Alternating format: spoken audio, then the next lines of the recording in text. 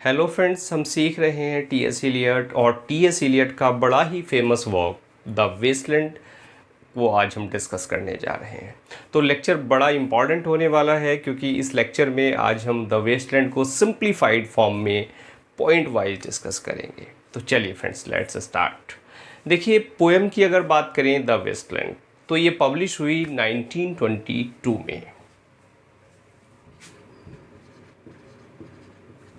और एक EPIC poem है टी.एस. इलियट की जो 434 यानी 434 लाइन में है।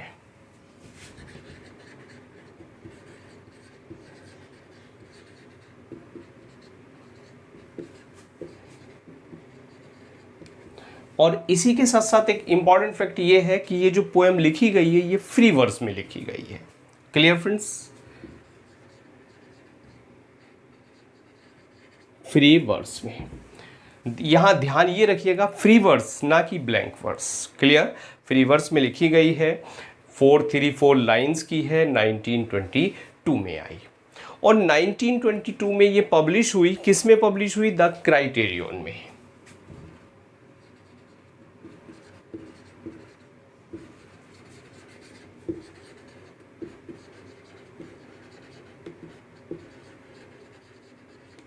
द क्राइटेरियन, और जो एक क्राइटेरियन था ये फ्रेंड्स इंग्लैंड में एक मैगजीन थी क्राइटेरियन, उसमें पब्लिश हुई, और अमेरिका में द डायल नाम की एक मैगजीन थी, उसमें पब्लिश हुई। यूएसए। बात क्लियर हो गई फ्रेंड्स? बात कर लेते हैं, पोएम में 5 सेक्शंस हैं। कितने सेक्शन हैं? 5 सेक्शन में पोएम ये बटी हुई है और वो 5 सेक्शन कौन कौन से हैं? सबसे पहले the burial of the dead.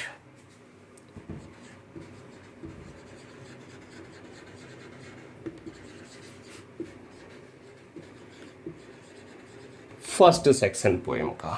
Clear friends? Second section है a game of chess.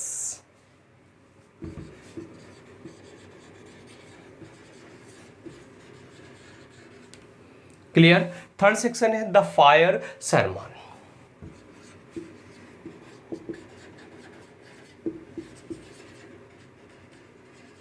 The fire sermon. और फोर्थ सेक्शन है death by water and what the thunder said.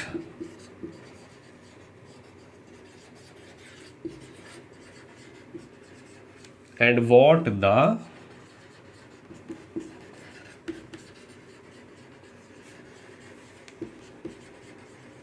Thunder said.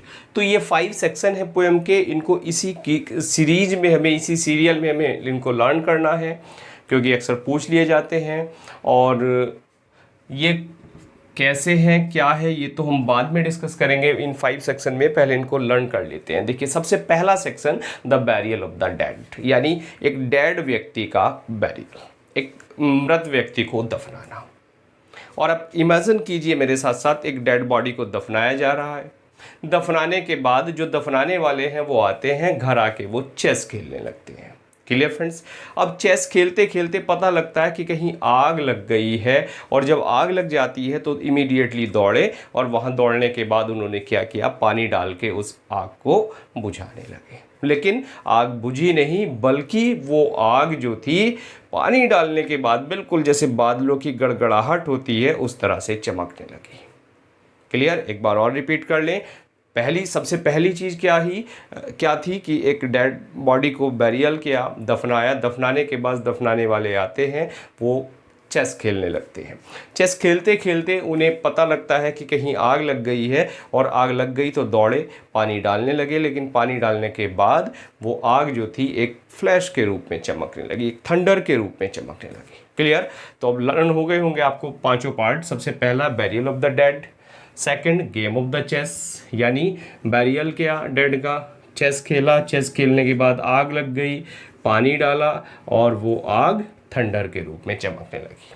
Clear friends? इसी तरह मैंने ये सीरीज़ लर्न कर रखी है इन पांचों पार्ट को, और आई होप आपको भी लर्न हो गए होंगे। आगे बढ़ते हैं। लर्न हुए कि नहीं हुए कमेंट करके मुझे ज़रूर बता दें आप।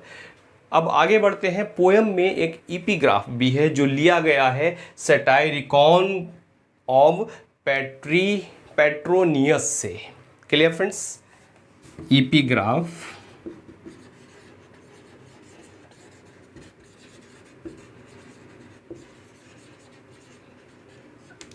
taken from Satyricon।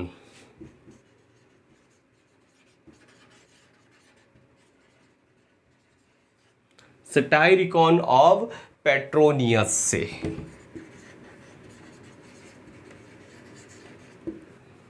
Clear friends?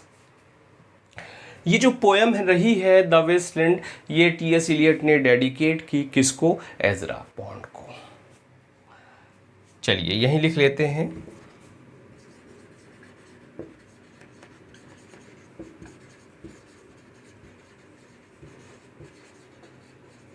Ezra pond. Clear? और पॉन्ड क्या? POUND है, pound. Clear friends? Ezra pond. और इसमें जो डेडिकेट की है उन्होंने एक वर्ड यहां डेडिकेशन में लिखा, फॉर एजरा पॉन्ड।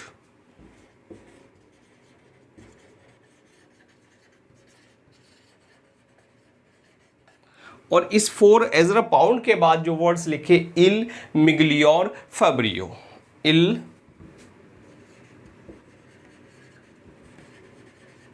मिगलियोर फैब्रियो। देखें, फॉर एजरा पॉन्ड, इल मिगलियोर MIGLIOR और फैब्रियो। इल मिगलियोर फैब्रियो का मतलब होता है द बेटर क्राफ्ट्समैन।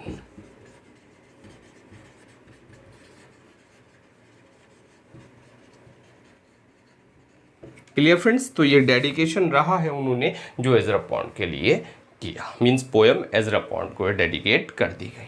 चलिए डिस्कस कर लेते हैं। 1922 में आई, 434 लाइंस में है, फ्री वर्स में है। ध्यान रहे फ्री वर्स, ब्लैंक वर्स नहीं है। Clear friends? और 1922 में पब्लिश हुई थी द क्राइटेरियन में UK में और द डायल में US में। अब 5 सेक्शन से बनी है। इंपॉर्टेंट बात कि 5 सेक्शन कौन कौन से हैं? The burial of the dead, burial of the dead के बाद एक game of chess, the fire sermon, death by water and what the thunder said. इन 5 सेक्शन के बाद बात कर लेते हैं इपिग्राफ है पोएम में जो लिया गया है सैट्रिकॉन ऑफ पेट्रोनियस से। और एजरा पॉन्ड को डेडिकेट रही है टू एजरा पॉन्ड। ये जो डेडिकेशन वाले वर्ड्स थे, टू एजरा पॉन्ड, इल मिगलियोर फैब्रियो means the better craftsman. Clear? सारे पॉइंट क्लियर? चलिए नोट करते हैं फिर आगे बढ़ते हैं।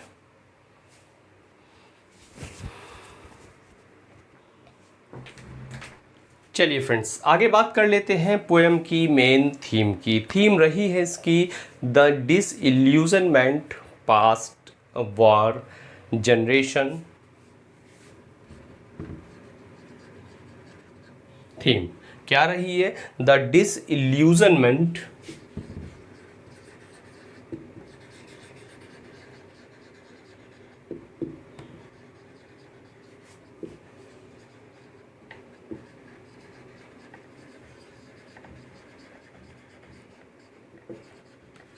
past war generation and the sterility of modern man।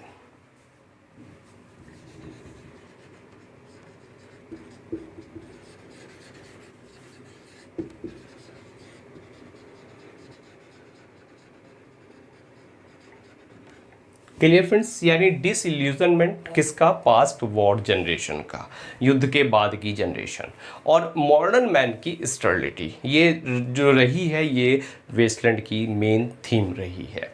और देखिए जो मॉडर्न सिविलाइजेशन थी उसमें मेन चीज़ ये रही है कि जो डिसइंटीग्रेशन रहा है ह्यूमन बीइंग का, ह्यूमन सोसाइटी का डिसइंटीग्रेशन। इंटीग्रेशन होता है फ्रेंड्स यूनिटी, और डिसइंटीग्रेशन क्या होता है? विघटन।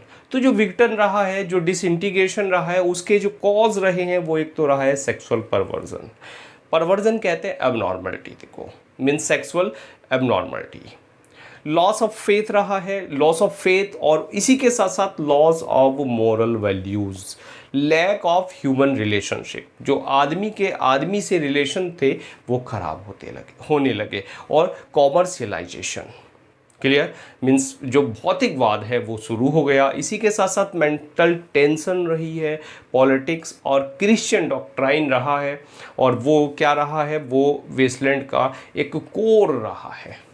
क्लियर फ्रेंड्स, तो बात कर लेते हैं हम कि जो डिसइंटीग्रेशन है किसका, मॉडर्न सिविलाइजेशन का, उसके पीछे कौन कौन से फैक्टर थे। सबसे पहला तो था सेक्सुअल परवर्जन।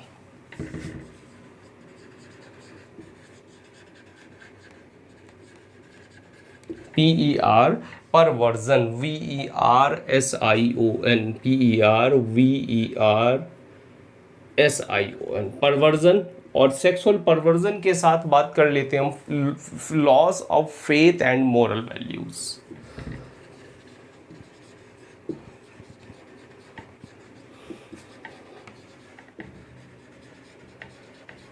मीन्स जो मोरल वैल्यूज रही है और जो फेथ रही है उसका लॉस, कहीं ना कहीं lack of human relationship.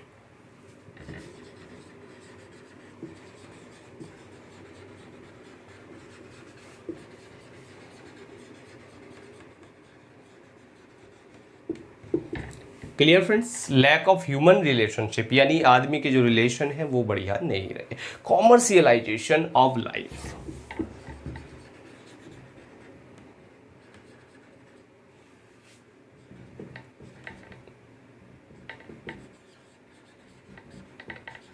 commercialization of human life, of not human life but you can say life।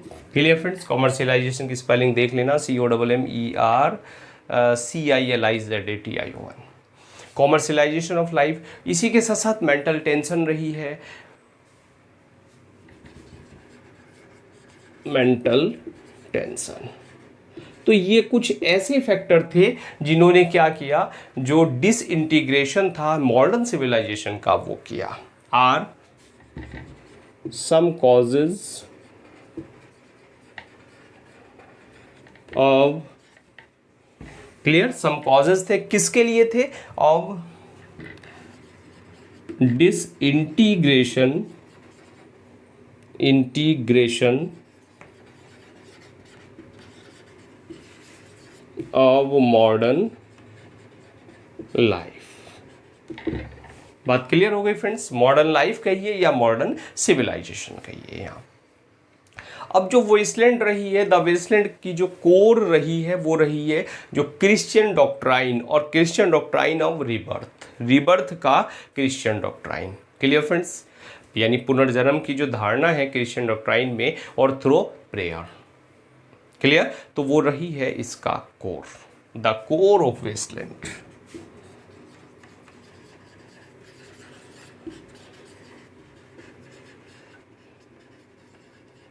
Point clear हो गया कि the core of the Wasteland is the Christian doctrine,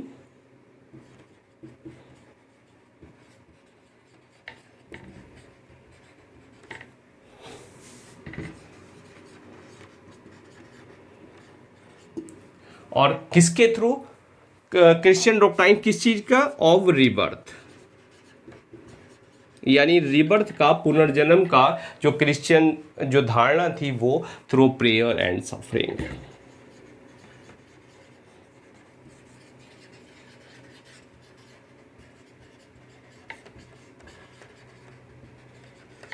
point clear.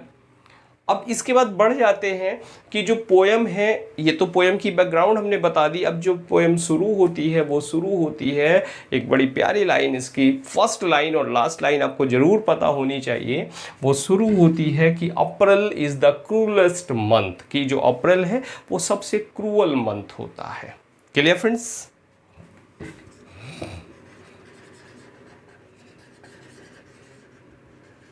The poem begins with first line, यानी कि अप्रैल is the cruellest month.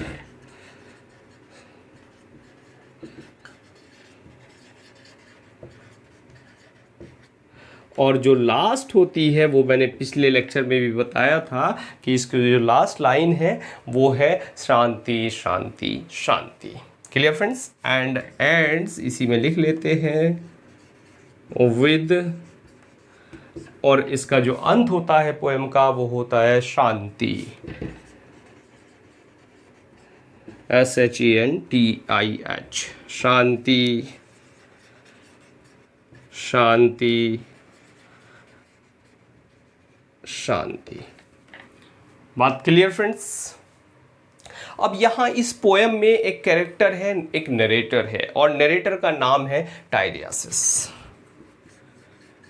TIRESIS, टाइरियासिस, TIRESIS नहीं है, SIAS है, Tiresias. Clear friends? Is the narrator in the poem.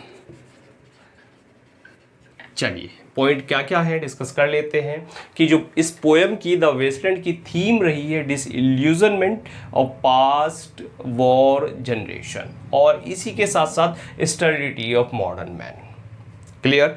Sexual perversion, loss of faith and loss of moral values, lack of human relationship, और इसी के साथ साथ कॉमर्शलाइजेशन, मेंटल टेंशन एट्सेट्रा, ये cause रहे हैं जो जिनके कारण जो ह्यूमन बीइंग है, ह्यूमन सिविलाइजेशन है, उसका क्या हुआ, उसमें डिसइंटीग्रेशन आया, उसमें विघटन आया। और इसकी जो कोर रही है वेस्टलैंड की वो रही है कि Christian doctrine of rebirth, rebirth का एक Christian doctrine through prayer and suffering, prayer suffering के थ्रू क्रिश्चियन जो डॉक्ट्राइन है उसका रिबर्थ। और पोएम शुरू होती है April is the cruellest month, और जो लास्ट होती है वो होती है शांति शांति शांति। और यहाँ जो कैरेक्टर है, नरेटर है, वो है टाइरियासिस। Clear friends? सारे पॉइंट क्लियर हो गए? चलिए नोट करते हैं। और हाँ, आज का लेक्चर हो सकता है लेंदी हो जाए, पेशेंस बनाए रखिएगा।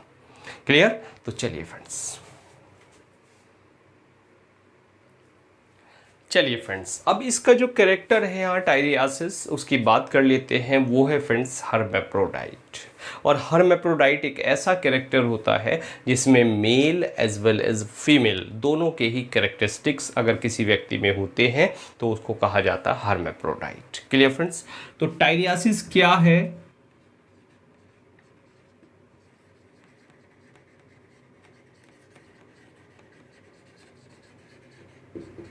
हर्मैफ्रोडाइट, HERMAPHRODITE, हर्मैफ्रोडाइट। स्पेलिंग अच्छी है, ध्यान रख लेना फ्रेंड्स। फिर इसको मीन्स ही has the characteristics of male as well as female.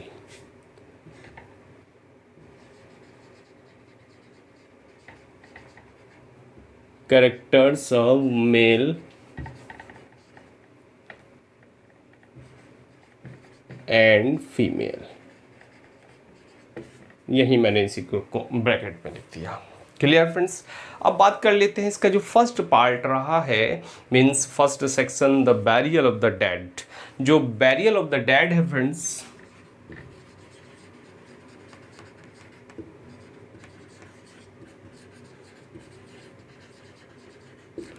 Burial of the dead, ये लिया गया है। ये एक्चुअल में देखिए, ये रेफर करता है, it refers to fertility gods, और ये लिया गया है, फ्रेजर था एक राइटर, फ्रेजर का एक वर्क था द गोल्डन बोन्स।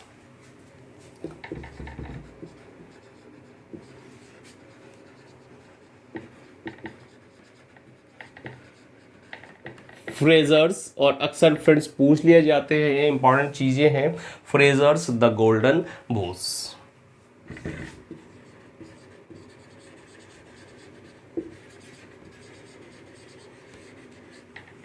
और बात कर लेते हैं इसका जो सेकंड टाइटल है, means a game of chess.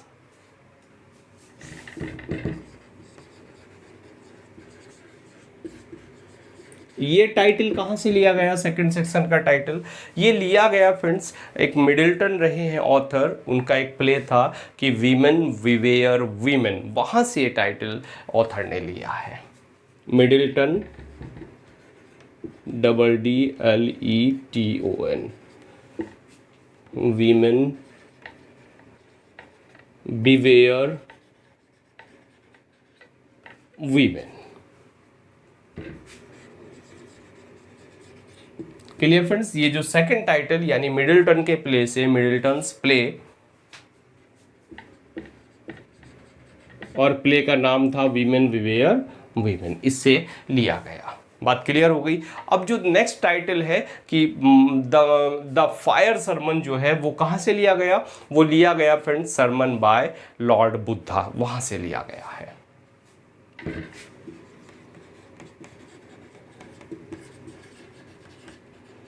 The fire Sarman कहां से लिया गया, ये टाइटल लिया गया है सरमन ऑफ लॉर्ड बुद्धा। अब नेक्स्ट एक टाइटल है कि जो the burial of the dead, जो the burial of the dead है ये किस चीज को बताता है, यानी जो फर्स्ट टाइटल है इसका, फर्स्ट सेक्शन है, ये बताता है स्पिरिचुअल डेकाडेंस को। Clear friends. और death of the waste landers means the burial of the dead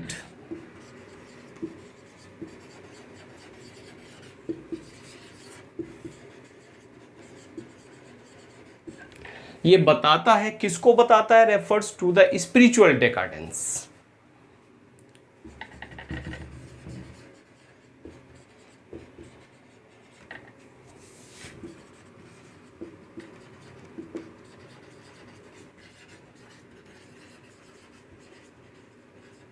spiritual decadence को बताता है एंड डेथ ऑफ द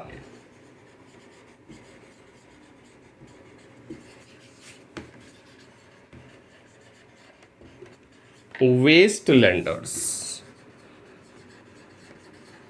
इसको बताता है।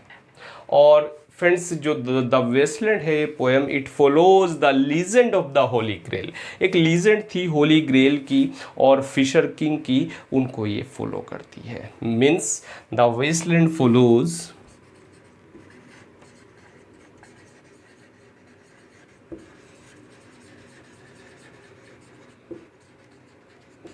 द क्या फॉलो करती है, legend of the holy ग्रेल।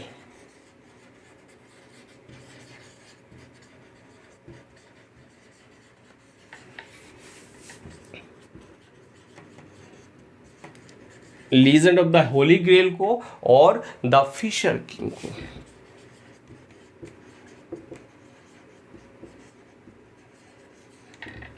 Point clear friends. तो चलिए देखिए क्या क्या है यहाँ। सबसे पहले तो इसमें जो कैरेक्टर है टाइरियासिस वो क्या है, वो हर्मेप्रोडाइट है, यानी उसमें मेल और फीमेल दोनों के ही कैरेक्टरिस्टिक्स हैं। जो टाइटल है इसका the burial of the dead, ये रेफर करता है किसको, बताता है फर्टिलिटी गॉड्स को। और इसी के साथ साथ ये जो लिया गया है, ये लिया गया है फ्रेजर के द गोल्डन बोस से। और जो सेकंड टाइटल है आप गेम ऑफ द चेस, ये लिया गया है, एक प्ले रहा है मिडिल्टन का प्ले रहा है वीमेन बिवेयर वीमेन, उससे टाइटल लिया गया है। अब बात कर लेते हैं the fire sermon. Fire sermon आया है सरमन ऑफ लॉर्ड बुद्धा से। और बैरियल ऑफ द डेड में इन्होंने बताया है स्पिरिचुअल डेकाडेंस को और death of the waste landers. और इसी के साथ साथ ये फॉलो करती है, means the Westland follows the legend of the holy grail, इन लीजेंड्स को, legend of the holy grail को और फिशर किंग की लीजेंड को। Clear friends. तो सारे पॉइंट क्लियर होते जा रहे हैं, चलिए नोट करते हैं फिर आगे बढ़ते हैं।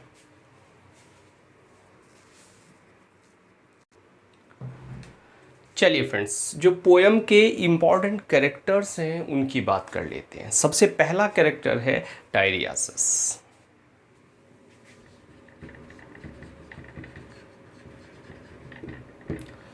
और टाइरियासिस बताया आपको पहले, ये हर्मेप्रोडाइट है, यानी मेल और फीमेल दोनों के इसमें कैरेक्टरिस्टिक्स हैं। और फ्रेंड्स टाइरियासिस एक्चुअल में क्या है, ये ब्लाइंड है। कहता है, अपने ही शब्दों में कहता है कि I am blind yet I see everything. कह रहा कि मैं अंधा हूँ लेकिन अंधेपन के बाद भी मुझे सब कुछ दिखाई देता है। एक्चुअल में क्या है, ये ग्रीक गॉड है, Greek not God but Greek profit है, जिसको एक गॉडेस है, ग्रीक गॉडेस है जो वीमेन और मैरिज की गॉडेस है, चाइल्ड बर्थ की गॉडेस है, हेरा, HERA, हेरा। तो हेरा ने क्या किया था, टाइरियासिस को एक पनिशमेंट दे दिया था। और पनिशमेंट क्यों दिया था, चूँकि दो कॉपुलेटिंग स्नेक थे, मेल फीमेल कॉपुलेशन कर रहे थे स्नेक्स, तो उनको टाइरियासिस ने अलग कर दिया था। तो उस अलग करने पे हेरा ने इसको टाइरियासिस को क्या किया, एक पनिशमेंट दे दिया और 7 साल के लिए इसको वीमेन में बदल दिया। बात क्लियर फ्रेंड्स? तो ये कैरेक्टर है टाइरियासिस जिसकी यहाँ बात हो रही है। और जो फर्स्ट सेक्शन है यहाँ, टी.एस. इलियट ने इस पोएम में कहा है कि फर्स्ट सेक्शन में, पूरे सेक्शन में हमें टाइरियासिस दिखाई पड़ता है नरेटर, लेकिन बाद के सेक्शन में दिखाई नहीं पड़ता, यद्यपि उसकी जो इको है ऑब्लिकली वो पूरी पोएम में हमें दिखाई देता है। बात क्लियर हो गई? नेक्स्ट कैरेक्टर है यहाँ मैडम सोसोस्ट्रेस।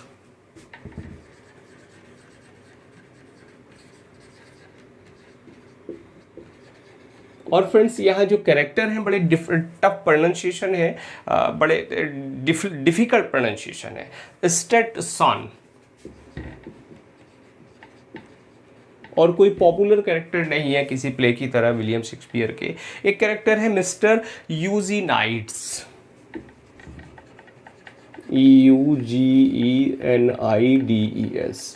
और इनकी स्पेलिंग भी आप एक बार अपने स्तर से चेक कर लें, क्योंकि स्पेलिंग भी इधर उधर एक आधी IE की गड़बड़ हो सकती है। एक कैरेक्टर है फाइबीज, PHIEBES। अब समझ नहीं आता क्या बोले क्या नहीं। फिलोमै।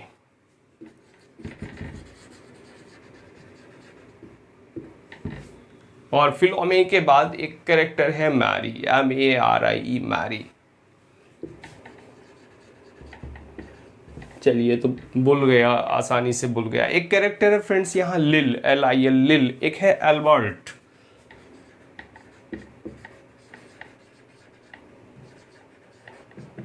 और ये नाम अच्छे हैं, लिल, एल्बर्ट, आसानी से भूल जाते हैं। एक है क्वीन एलिजाबेथ।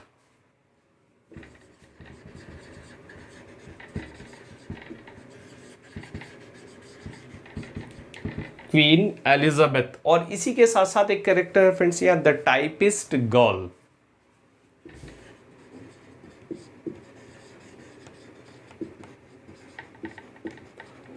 तो ये तो पोएम में जो इंपॉर्टेंट कैरेक्टर हैं वो मैंने बता दिए, बाकी भी इधर उधर और होंगे। Clear friends? अब टी.एस. इलियट वो बिलीव करते हैं कि जो मैन साल्वेशन है वो पॉसिबल है, मीन्स आदमी का जो मोक्ष है वो पॉसिबल है, लेकिन उसके लिए जब आदमी ये सोचेगा कि उसको अपना सेल्फ प्यूरिफिकेशन करना है, तब उसका जो साल्वेशन है वो पॉसिबल है। मीन्स उसको मोक्ष प्राप्ति तभी है जब वो सेल्फ प्यूरिफाई हो जाएगा। Clear friends? और इसमें एक जगह वो मेंशन करते हैं कि जो थंडर है, थंडर क्या आवाज़ करती है? वो थंडर कहती है कि दा दा दा। थंडर क्या कहती है? कि दा दा दा। चलिए पहले तो ऊपर वाला पॉइंट लिख देते हैं। T S. Eliot believes that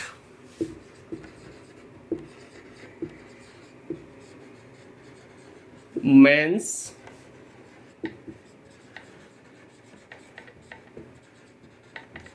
salvation is possible only when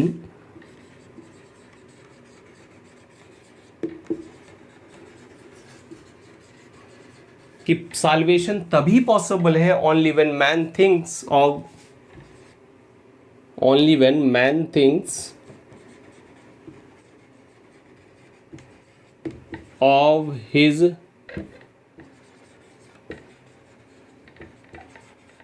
self purification। Point clear हो गया फ्रेंड्स? और टी.एस. इलियट बताते हैं कि जो थंडर है, थंडर कहती है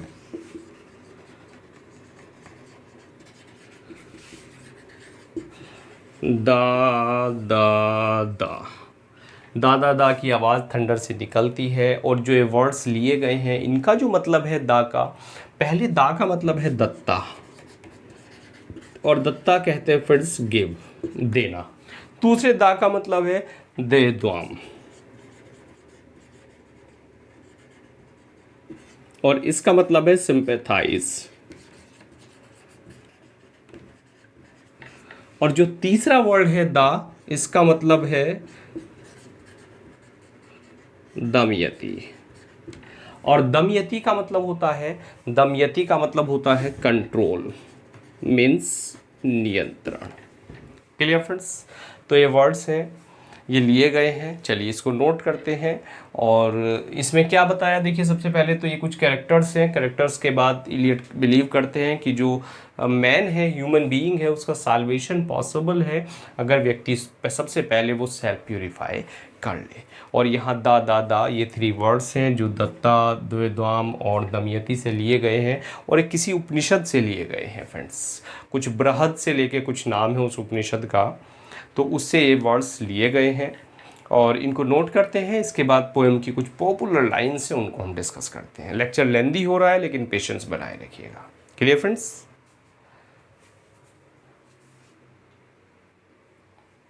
चलिए फ्रेंड्स, पोएम की ओपनिंग लाइन पे आते हैं। वो है April is the cruellest month breeding lilac. April is the cruellest month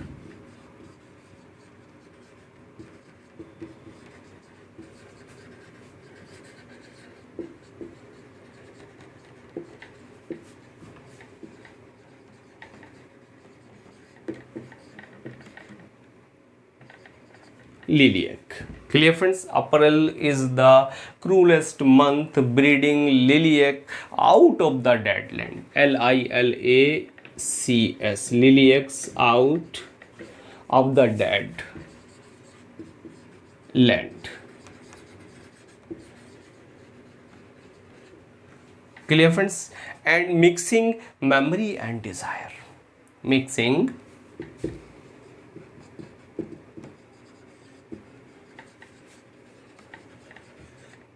memory and desire. अब देखिए ओपनिंग लाइन है ये कि अप्रैल जो क्रूलेस्ट मंथ है जिसमें ब्रीड होते हैं लिलियक्स फ्लावर्स, जिसमें निकलते हैं, कहाँ से निकलते हैं? Out of the dead land, एक मृत भूमि से। And mixing memory and desire, और वो मेमोरी और डिज़ायर दोनों को ही मिक्सअप होते हैं। Clear friends? इसके बाद एक और प्यारी सी लाइन आती है। और हाँ, यहाँ फ्रेंड्स हम एक्चुअली ओनली इंपॉर्टेंट लाइन्स ले रहे हैं, पूरी पोएम हम एक्सप्लेन नहीं करने जा रहे हैं। And the dead tree gives no shelter and cricket no relief. And the dead tree gives no shelter, कि जो मरा हुआ पेड़ है, मुरझाया हुआ पेड़ है, वो कोई छाया नहीं देता। द क्रिकेट नो रिलीफ,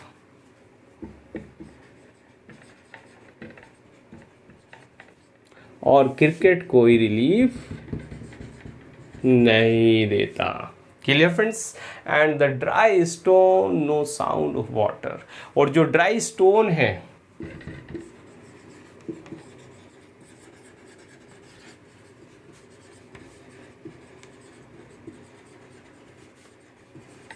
उनसे कोई पानी की आवाज नहीं निकलती है। चूंकि ड्राई है तो वाटर की साउंड कहाँ से निकलेगी? Clear friends? लाइन क्लियर है, बड़ी प्यारी लाइन है। And the dead tree gives no shelter, the cricket no relief, and the dry stone no sound of water.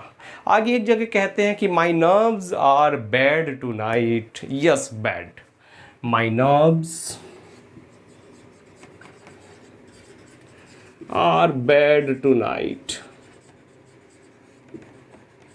Yes, bad, कि मेरी जो नर्व्स है वो बैड है, मीन्स मेरा जो मूड है, आप कह सकते हैं नर्व्स तो वैसे वेन्स को कहा जाता है नर्व्स, लेकिन यहाँ ऑथर मूड को कह रहे हैं कि मेरा जो मूड है वो क्या है, आज बैड है। Yes, bad. Stay with me, speak to me, कि मूड मेरा खराब है। स्टे विद मी,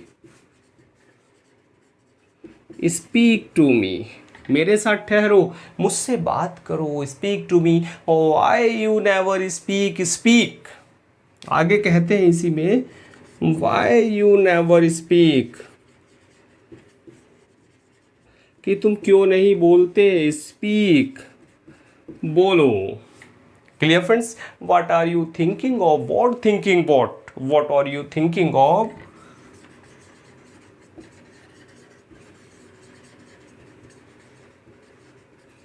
कि बोलो, क्यों नहीं बोलते, तुम क्या सोच रहे हो। What are you thinking of? What thinking what?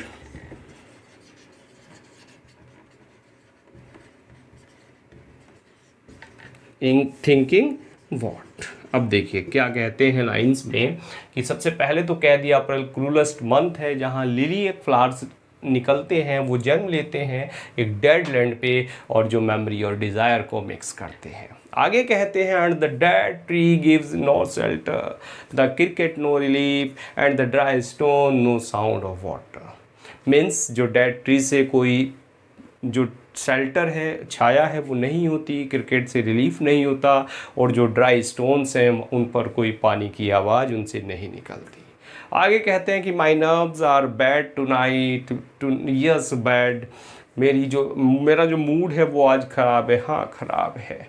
Stay with me speak to me, कि मेरे साथ ठहरो, मुझसे बोलो। Why do you not speak, why you never speak, तुम क्यों नहीं बोलते। Speak what are you thinking of, क्या सोच रहे हो। What thinking what. Clear friends. तो चलिए मज़ा आ रहा है लाइन्स में, नोट करते हैं फिर आगे बढ़ते हैं। चलिए फ्रेंड्स आगे डिस्कस कर लेते हैं।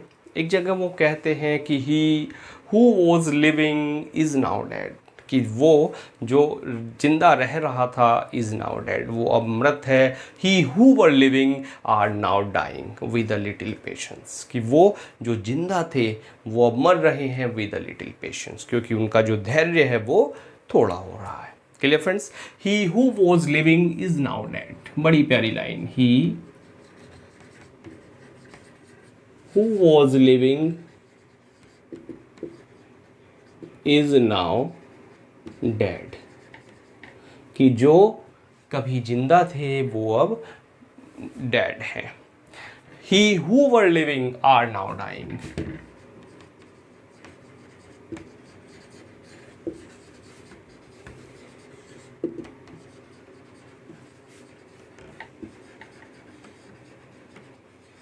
he who were living are now dying, और किससे मर रहे हैं। With a little patience.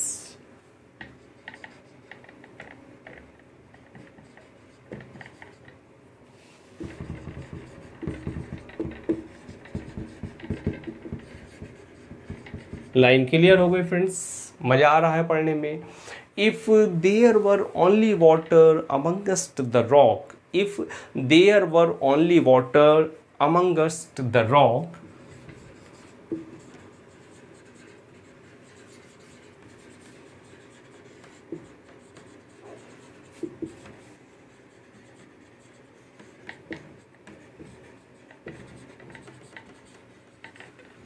if there were only water amongst the rock, कि यदि पानी था, कहाँ पानी होता।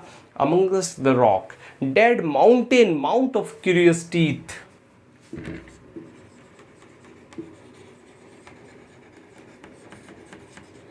डेड माउंटेन, की मृत जो पर्वत है, माउथ ऑफ क्यूरियस टीथ,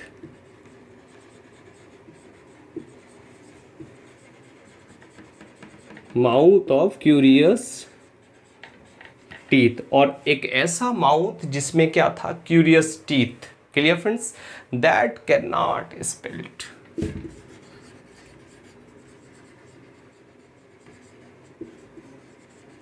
जो स्पेल्ट नहीं कर सकते। और आगे वो कहते हैं कि but dry स्ट्राइल thunder without rain, but लेकिन जो ड्राई थंडर है, but dry स्ट्राइल thunder without rain,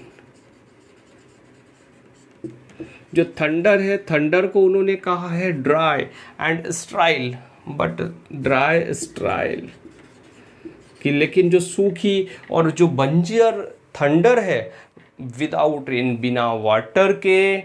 there is no even solitude in the mountains, there is no even solitude in the mountains, कि जो थंडर है वो क्या थी, विदाउट रेन थी, ड्राई थी, स्ट्राइल थी, और इसी के साथ साथ there is not even solitude in the mountains, कि जो इवन जो सॉलिट्यूड है, जो साइलेंस है, वो पर्वतों में भी शांति नहीं है। Clear friends. और एक जगह वो कहते हैं कि London bridge is falling down, falling down, falling down. London bridge is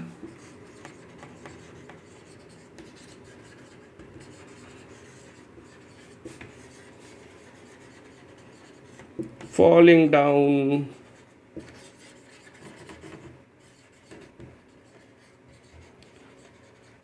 falling down, falling down,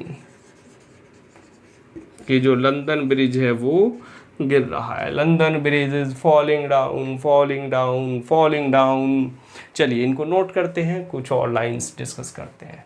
तो सबसे पहले तो क्या है friends, he who was living is now dead, कि जो जिंदा रहा है वो अब मृत है, जो कभी जिंदा थे वो अब मर रहे हैं, क्योंकि उनका पेशेंस जो है वो थोड़ा हो रहा है। आगे कहते हैं if there were only water amongst the rock, अगर रॉक के बीच, रॉक चट्टानों में पानी होता तो dead mountain mouth of carious teeth that can not split, कि जो डेड माउंटेन है उसका माउथ है वो कैसे टीथ से है, ऐसे टीथ है उसमें जिससे वो स्प्लिट नहीं कर सकता। That can not spit, just a minute friends, ये स्प्लिट नहीं है, स्पिट है, दैट कैन नॉट स्पिट। और आगे कहते हैं कि ड्राई और स्ट्राइल जो थंडर है जिसमें रेन नहीं है, वो क्या है, जो थंडर है वो विदाउट रेन है, और स्ट्राइल है और ड्राई है। और इसी के साथ साथ जो माउंटेन है उनमें भी अब हमें सॉलिट्यूड कहीं नहीं मिलता, कहीं कोई साइलेंस नहीं मिलता। और आगे कहते हैं एक जगह कि London bridge is falling down, falling down, falling down. Clear friends, चलिए नोट डाउन। चलिए फ्रेंड्स, आगे एक और बड़ी प्यारी लाइन वो कहते हैं कि where the hermit thrush sings in the pine trees, where the hermit thrush sings in the pine trees.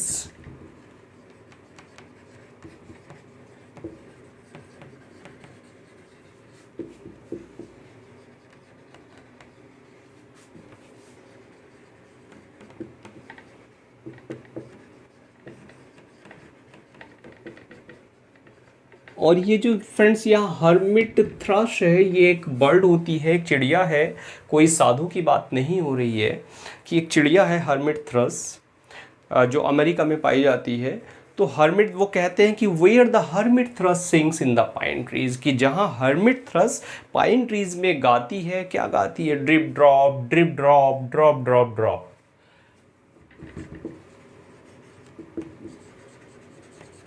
Drip drop, drip drop,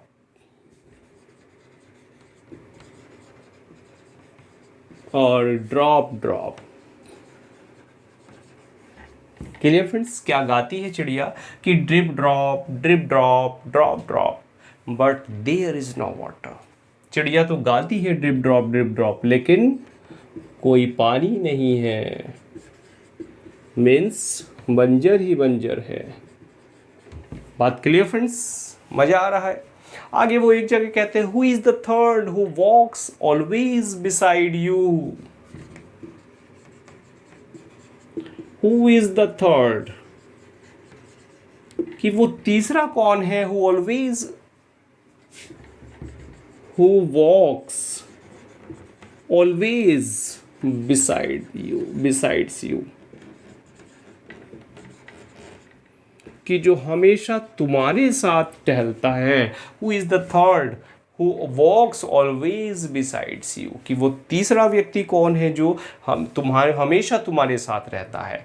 when I count, लेकिन जब मैं गिनता हूं, there are only you and I together. Clear friends, when I count, लेकिन जब मैं गिनता हूं, क्या गिनता हूं, देयर आर ओनली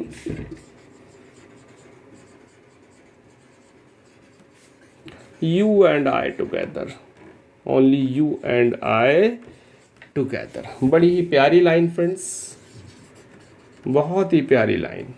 क्लियर, कि वो तीसरा कौन है जो हमेशा तुम्हारे साथ टहलता है, लेकिन जब मैं काउंट करता हूं तो मुझे क्या दिखाई देता है, कि केवल तुम हो और मैं हूं।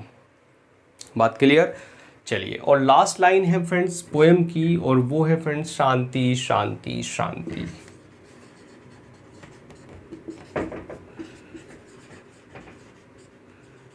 शांति। Clear friends? तो काफ़ी लेंदी लेक्चर हो गया और आपने पेशेंस से लेक्चर को पूरा देखा। चलिए, बड़ा अच्छा है। और लेक्चर कैसा लगा अपनी राय ज़रूर दें। मिलते हैं नेक्स्ट लेक्चर में टी.एस. इलियट के कुछ जो अब प्लेज बच गए हैं उन प्लेज को डिस्कस करते हुए। चलिए friends, now thanks for watching this video.